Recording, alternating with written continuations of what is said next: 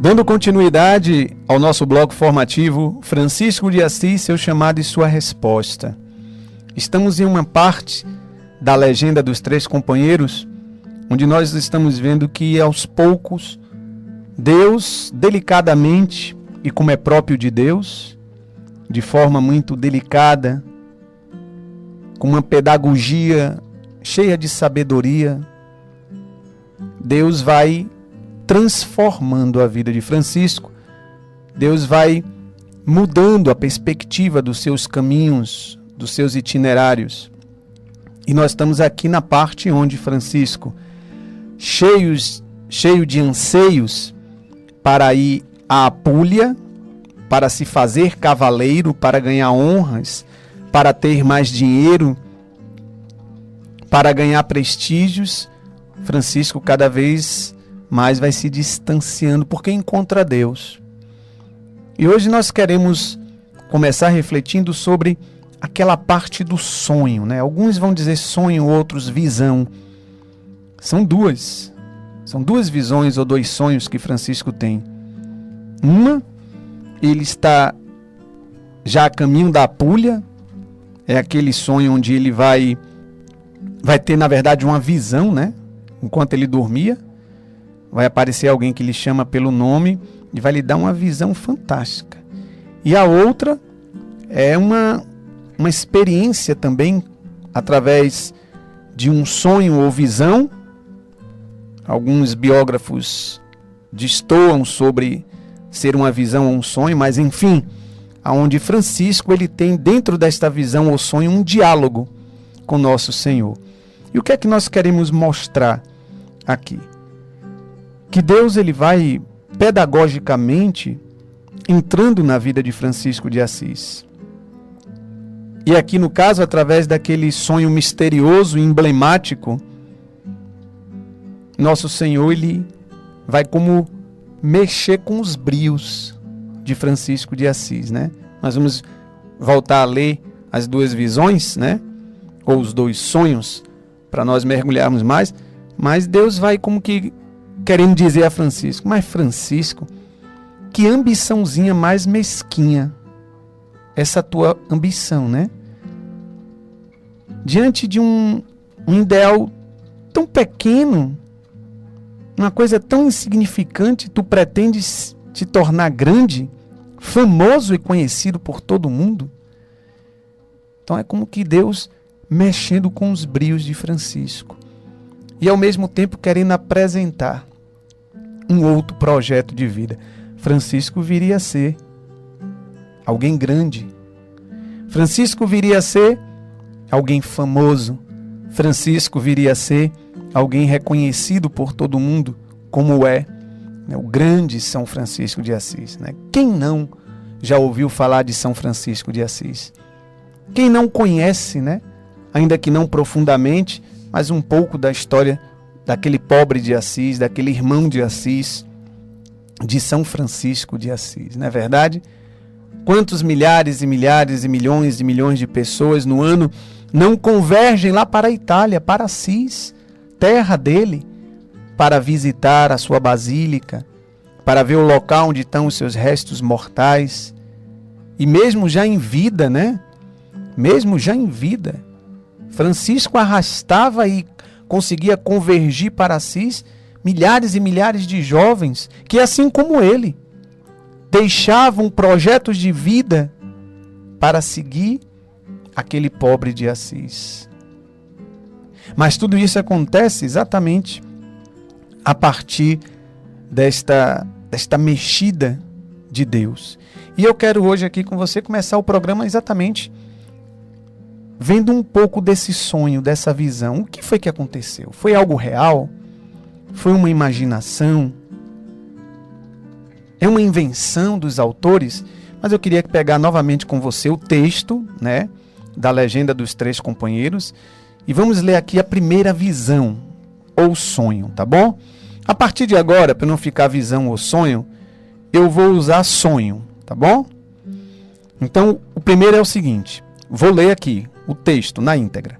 Naquela noite, enquanto dormia, apareceu-lhe alguém chamando-o pelo nome e o conduziu a um palácio belíssimo de uma formosa noiva, cheio de armas militares, com brilhantes escudos e outros aparatos relacionados ao decoro da cavalaria.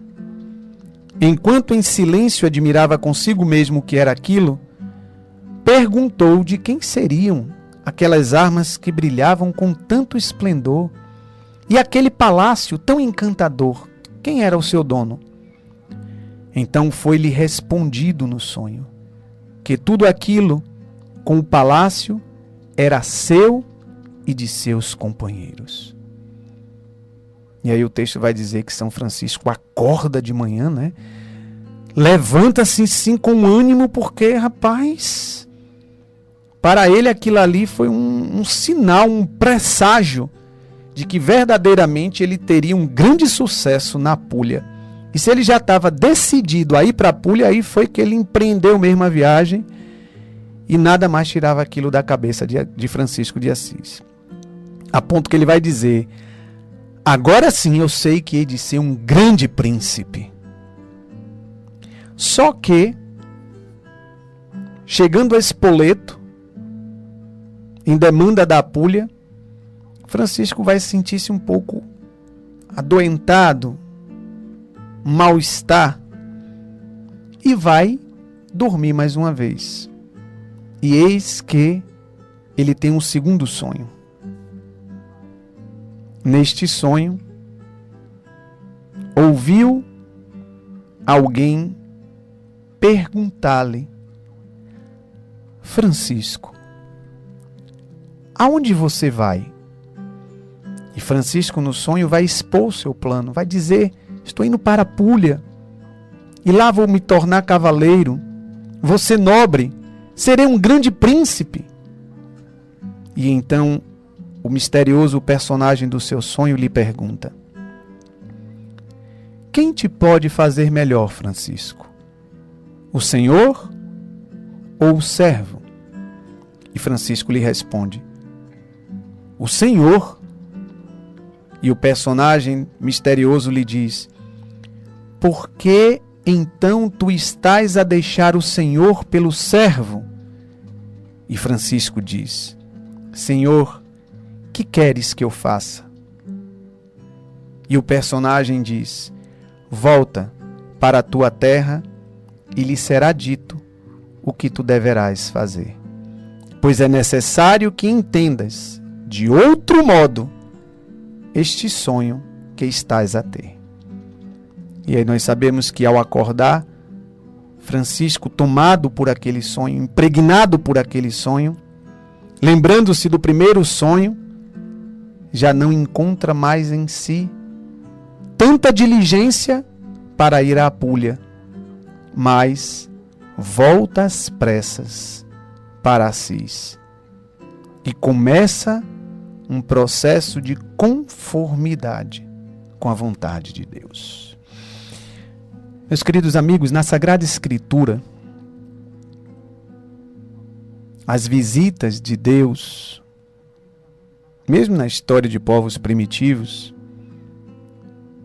visitas de Deus, encontros com anjos, que acontecem em forma de sonhos ou de visões, são muito comuns.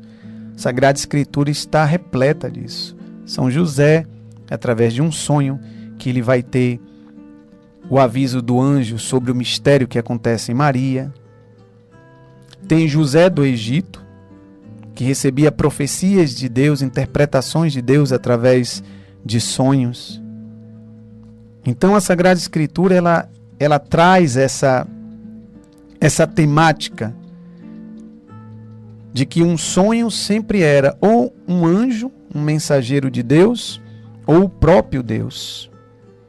E aqui nós encontramos, neste relato da legenda, que São Francisco de Assis, ele tem esse sonho. Tem como que uma intervenção de Deus.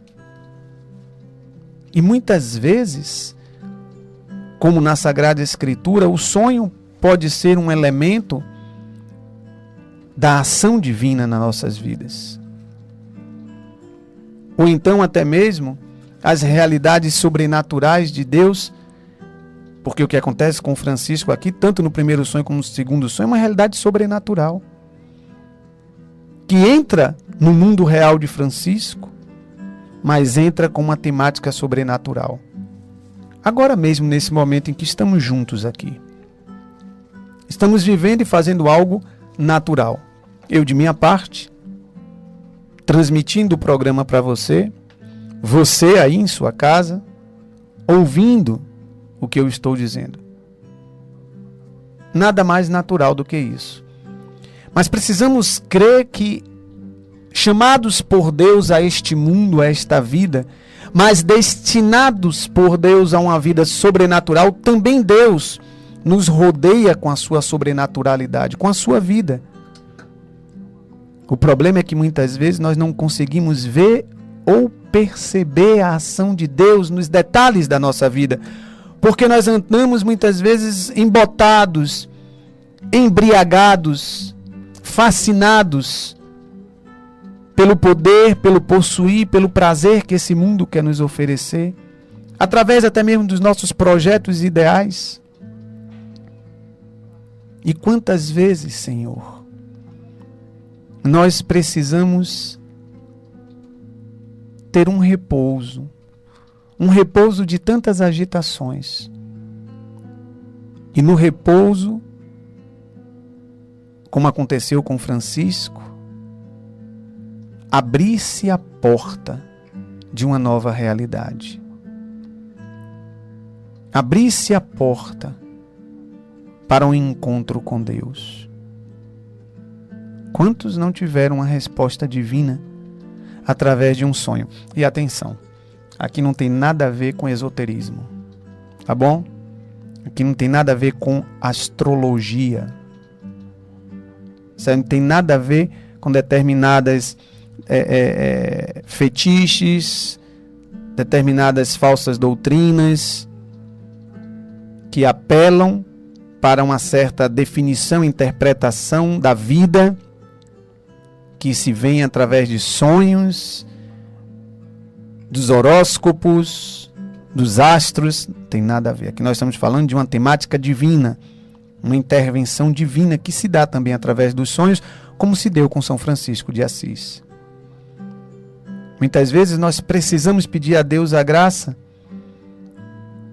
de dormirmos para o mundo e acordarmos para Deus. É muito interessante aqui. Francisco dorme, né? Francisco dorme. Ele está a caminho de um ideal humano. Ele está a caminho de um projeto humano. Ele parapulha. E é quando ele cai no inconsciente, porque o sonho, como nós sabemos, né? O sonho é muitas vezes um repouso da nossa consciência, do estado ativo da nossa consciência, e nós entramos no inconsciente.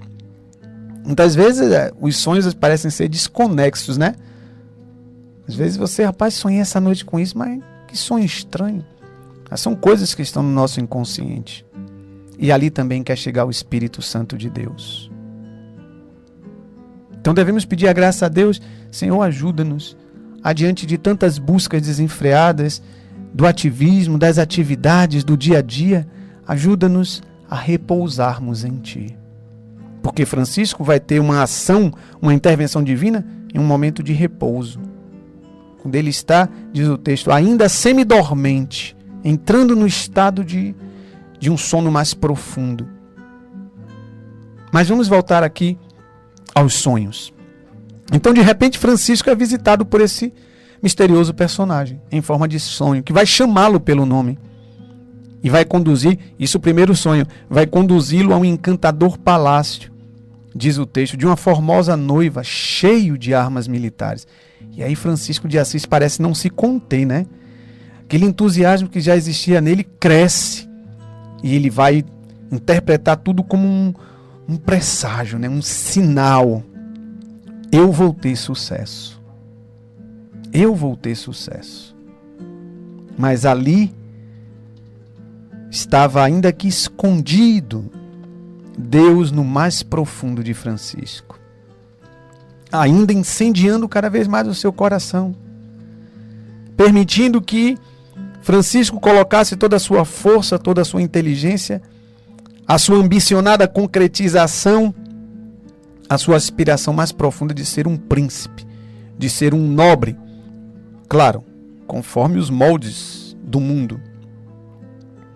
Mas eis que de modo muito velado e misterioso, o Senhor está ali a dizer: vai, Francisco, busque mais intensamente, vai, Francisco, anima-se mais, vai, Francisco, ambiciona mais esse teu desejo de grandeza, porque eis que resta muito pouco para toda essa sua ambição se deparar com o meu projeto de vida por você. Isso, Francisco, pensas alto, buscas alto, busca honras e glórias, as mais elevadas e duradouras, porque eu, teu Senhor, tenho para ti um projeto de honras e glórias, mais elevadas e duradouras do que as tuas buscas, do que as honras e glórias que tu procura. Mas não é, né? Não se dá assim aqui. A gente faz essa leitura em São Francisco de Assis. Mas será que nós conseguimos fazer essa leitura na nossa vida? Francisco interpreta a visão como algo de grande sucesso e vai estar deliberado em empreender a viagem para a Puglia, sem abrir mão do seu projeto. Mas Deus estava ali. Francisco pensando ainda de modo mundano, mas dentro dele parecia que já existia algo que degustava por algo divino, aspirando de modo humano, mas interiormente, misteriosamente, degustando algo de divino. Continuava preso ao seu projeto de vida, mas preso por um tênue fio que mais à frente vai se partir, vai se romper definitivamente. Logo depois dessa primeira visão, eu não li no texto, vai acontecer algo de grande cortesia e nobreza da parte de São Francisco de Assis. Porque diz o que o texto, né? Certo indício de grande cortesia e nobreza precederam no dia imediatamente anterior à predita visão.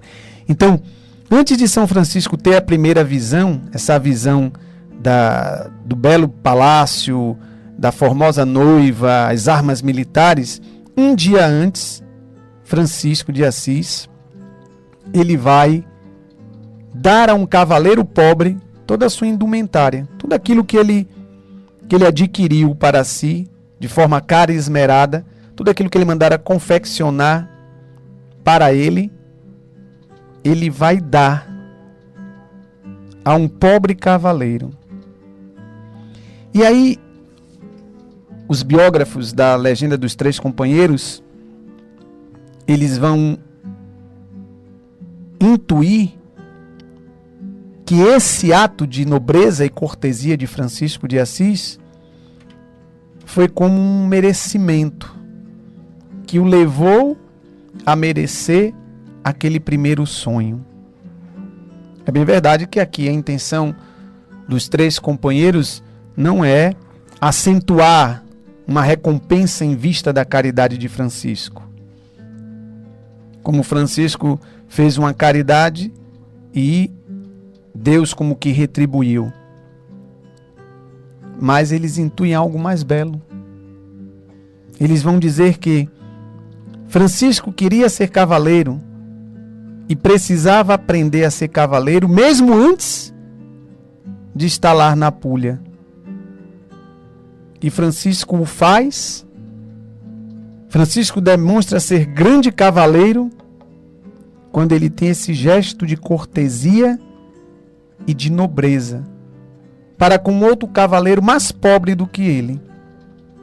E ele vai dar aquilo que ele melhor mandou fazer para si. Ele vai dar a este. Mais importante que a indumentária era aprender a crescer na disposição de fazer-se um grande e heróico cavaleiro. Então, neste momento aqui, quando Francisco se encontra com esse pobre cavaleiro e ele dá toda a sua indumentária, é como que se, em outras palavras, as vestes preciosas e caras estão ali dizer: Francisco, você não fez o propósito de tornar-se cavaleiro nobre, magnânimo? Pois está aqui a ocasião. Seja-o aqui e agora, dando a sua indumentária, dando a sua armadura a este pobre e necessitado. E Francisco faz. E aqui nós podemos ver um dos grandes ensinamentos, né? Uma das grandes lições que nós podemos também tirar dessa parte do texto da legenda dos três companheiros.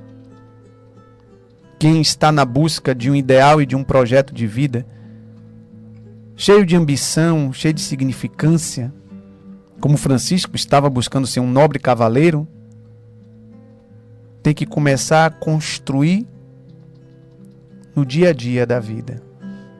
Não podemos deixar para amanhã, principalmente aquelas chances que apareçam e que podem tornar no dia de hoje concretas os nossos desejos e os nossos projetos. Se temos a santidade, a caridade, a misericórdia, a justiça como ideal e projeto da nossa vida cristã, ela não deverá ser vivida plenamente no céu. Ela precisará começar a ser vivida imediatamente aqui, nas oportunidades e no concreto do nosso dia a dia, assim como fez Francisco de Assis. Vamos agora nos dirigir para o segundo sonho, ao qual Francisco de Assis, já próximo da Apúlia, ali mais ou menos o que vão informar, chegou a Spoleto e Francisco sente-se adoentado, um mal-estar, e entrega-se ao sono. E aí, um outro sonho, ele vai ouvir, como nós já lemos há uns minutos atrás, o personagem misterioso que vai perguntar: quem é que pode realizar melhor Francisco? E Francisco vai afirmar: é o Senhor, não o servo. E sendo questionado, então, por que estava deixando o servo pelo Senhor, Francisco vai fazer uma pergunta fundamental, que deve ser uma pergunta fundamental que sempre perpasse as nossas vidas, as nossas semanas, o nosso dia a dia. Senhor, que queres que eu faça? Meus amigos, o que acontece aqui com Francisco de Assis é o que é para acontecer no cotidiano da nossa existência. Sempre o surgimento da obra nova de Deus. Eu não sei se você... Nós sempre estamos, né? Quem é que não gosta de novidade, não é verdade? Quem é que não gosta de novidade todo dia? Às vezes a vida se torna tão enfadonha, né? Às vezes o próprio ritmo de vida... Eu, particularmente, como membro consagrado da comunidade, né, a gente pode cair nesse grande erro de uma rotina de vida, né? Todos os dias eu acordo de manhã, os filhos para o colégio, o silêncio da manhã, vou para minha casa comunitária, missa, café da manhã, laudes, 2 horas de oração. Depois volto para minha casa, para minha residência, para tomar o meu banho, me arrumar, almoçar, vir para a rádio, fazer os programas. Aí volto para minha casa comunitária para oração comunitária. Depois volto para o apostolado, né, para alguma atividade da noite. Então isso assim, a minha vida, né? Mas a sua, como é que deve ser? Deve ter uma rotina. E quando surge uma novidade, uma coisa diferente, a gente já se sente assim motivado, né? Quem é que não gosta do novo, da novidade? Pois olha, preste atenção no que eu vou lhe dizer. Deus é uma eterna novidade para a sua vida. Deus, a cada dia, a cada instante, e a cada instante de um dia, Deus sempre tem o surgimento de algo novo na tua vida. É a obra nova de Deus. Essa obra nova de Deus que é um convite, como foi a Francisco, que quer trazer um encantamento, um fascínio, um entusiasmo. É isso que acontece com Francisco de Assis. Esse segundo sonho desperta nele um algo mais precioso, mais deslumbrante, mais fascinante do que o seu projeto de honra, de nobreza, de grandeza, se fazendo príncipe e cavaleiro na Apúlia. Aqui Francisco toma o caminho de Assis. É o caminho da busca pelo novo.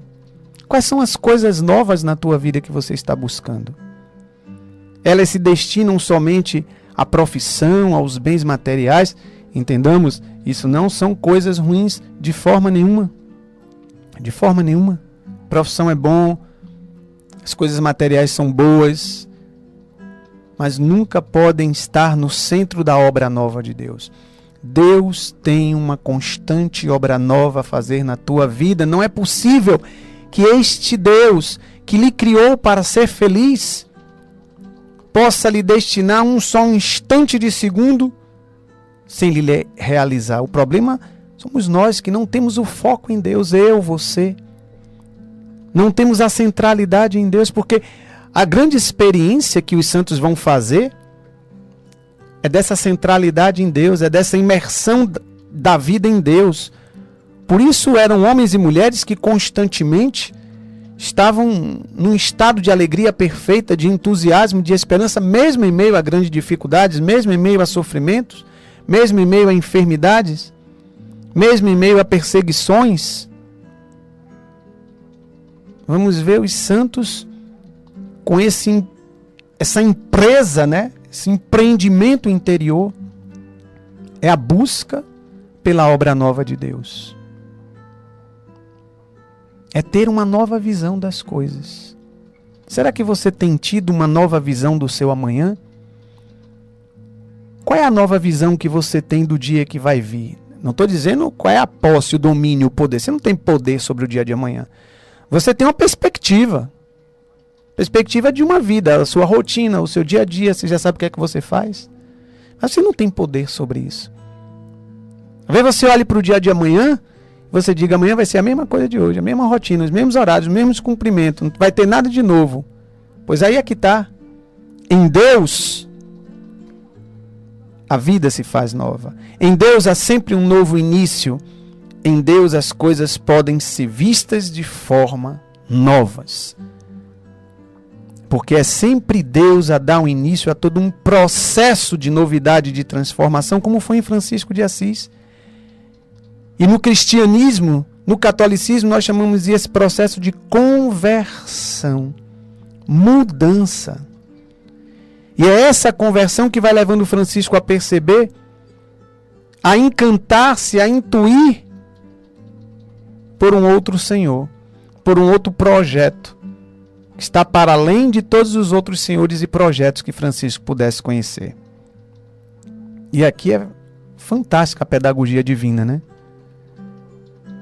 Aquela voz que questiona Francisco, não vai questionar Francisco simplesmente acerca de um lugar geográfico para o qual ele se dirigia. No caso, não é somente a Apúlia pela Apúlia, mas aquela voz questiona Francisco sobre por que não buscar algo mais profundo e duradouro. Meu Deus, o mundo hoje, né? Todos nós corremos o risco de buscarmos coisas estáveis, coisas relativas. Não buscamos mais o absoluto, que é Deus. Não temos mais diligência por buscar algo mais profundo, porque o algo mais profundo muitas vezes requer custos e trabalhos. Buscamos as coisas mais rasas. E aqui agora me vem a lembrança do Evangelho, onde Jesus convida, os discípulos a pescarem na parte mais profunda do mar.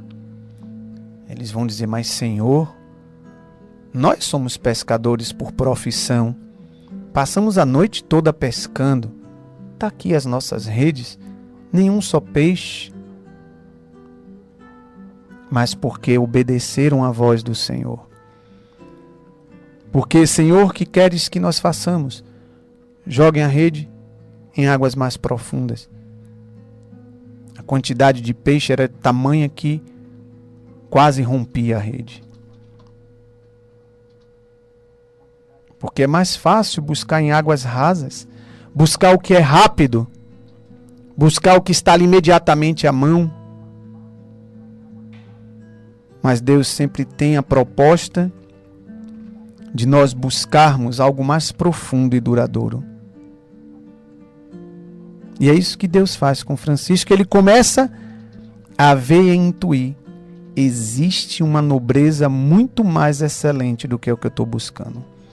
Existe um Senhor muito mais majestoso do que o conde gentil. E por isso Francisco faz a pergunta. Na verdade é uma pergunta que é uma resposta para ele mesmo. Senhor, que queres que eu faça? Que não é simplesmente uma resposta ao misterioso personagem, mas é uma convocação que ele faz a si mesmo. Senhor, que queres que eu faça?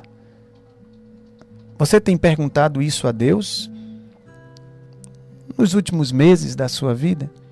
Você tem perguntado a Deus como é que devem ser determinadas realidades da sua vida? Você tem perguntado a Deus quais são os caminhos de grandeza que você tem procurado ou que você deva procurar? Porque a Apúlia, para Francisco, era o caminho da grandeza humanista, do humano, mas nascida aqui de baixo, da vontade humana. Assis passa a ser o caminho do alto, o caminho da grandeza a partir de Deus, ainda que desconhecido e misterioso para Francisco. Francisco precisou ser inteligente. Nós precisamos ser inteligentes. É uma palavra que vem do latim intelligere, ou seja, ler mais e melhor. Ler a partir de dentro. Ler entre as linhas. É isso que Francisco vai começar a fazer. Vai começar a ver aqueles sonhos, a interpretar, fazer uma leitura entre as linhas. Uma leitura inteligente. Primeiramente, o primeiro sonho ele entende de forma física e material, ainda superficial, estabelecendo ainda segundo os seus planos e as suas medidas pessoais. No segundo sonho, ele começa a ter uma perspectiva mais inteligente. Porque a graça de Deus vai ganhando espaço em Francisco. E vai mostrando a ele que existe um algo novo a ser descoberto. Meus queridos amigos, existe um algo novo que Deus quer que você descubra na sua vida.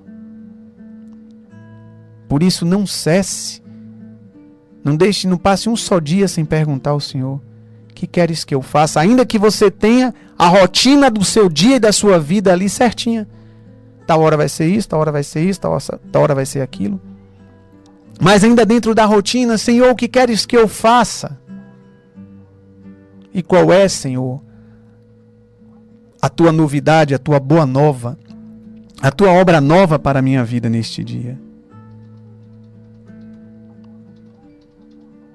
Foi assim com Paulo de Tarso, foi assim com Teresinha, com Teresa, com Francisco. e continuará a sendo com todo e qualquer homem, porque todo e qualquer homem criado por Deus tem somente em Deus a realização mais plena da vida, porque Deus detém o grande projeto de vida para o homem. Este é o processo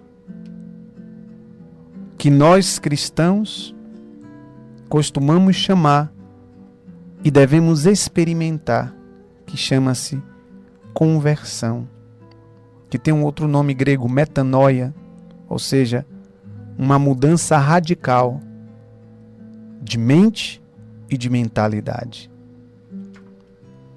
Eu convido você e convido a mim a, pela graça de Deus, sob a intercessão de Nossa Senhora e do nosso grande São Francisco de Assis, nos dispormos a cada dia a perguntarmos a Deus: e hoje, Senhor, que queres que eu faça?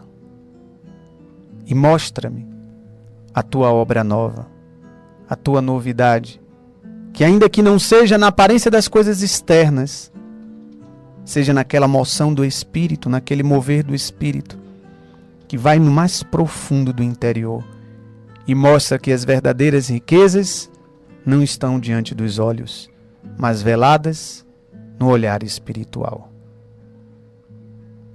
Deus nos abençoe, Deus nos ajude a cada dia darmos passos como se fossem os nossos primeiros passos. E sempre descobrirmos, como descobre uma criança que está aprendendo a andar, a falar, a se fascinar com a descoberta do mundo. E nós a nos fascinarmos com as descobertas da obra nova de Deus. Deus nos abençoe e nos encontramos no nosso próximo programa.